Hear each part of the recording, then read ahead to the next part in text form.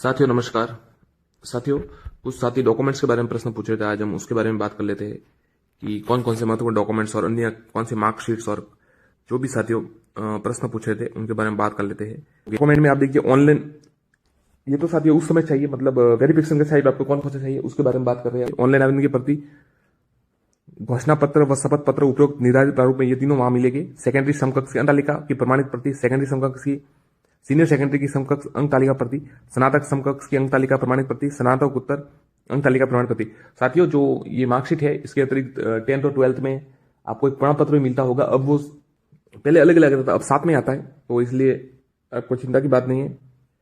और BSTC BEd की समकक्ष जो है प्रति चाहिए आपको। रीट 2021 का प्रमाण पत्र, मूल निवास प्रमाण पत्र, अनुसूचित क्षेत्र में सद्भावी होने के प्राधिकार और नवीनतम मूल निवास प्रमाण पत्र, जाति प्रमाण पत्र, जाति प्रमाण पत्र, अनुसूचित जाति व अनुसूचित जनजाति की प्रमाणित प्रति।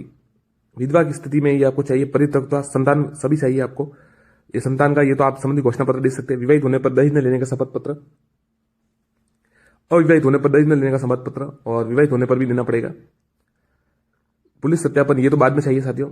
तो देखिए ये डॉक्यूमेंट आपको चाहिए, आवश्यक है। अब इसमें जो साथी पूछ रहे, अगर जैसे वेरिफिकेशन साइड डिग्री, तो अगर आपकी डिग्री ओरिजिनल आ जाती तब तो ला सकते हैं, नहीं तो आप प्रोविजनल डिग्री भी वहां से प्राप्त कर सकते हैं।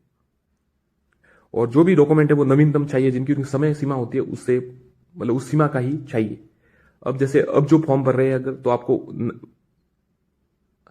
जो भी है आपका सर्टिफिकेट, वो जिसकी जो आयु होती है उसकी सीमा होती है, आयु सीमा या समय सीमा कह सकते हैं, उस समय सीमा में ही आपको चाहिए। धन्यवाद साथियों। और कोई प्रश्न हो तो जरूर पूछिए।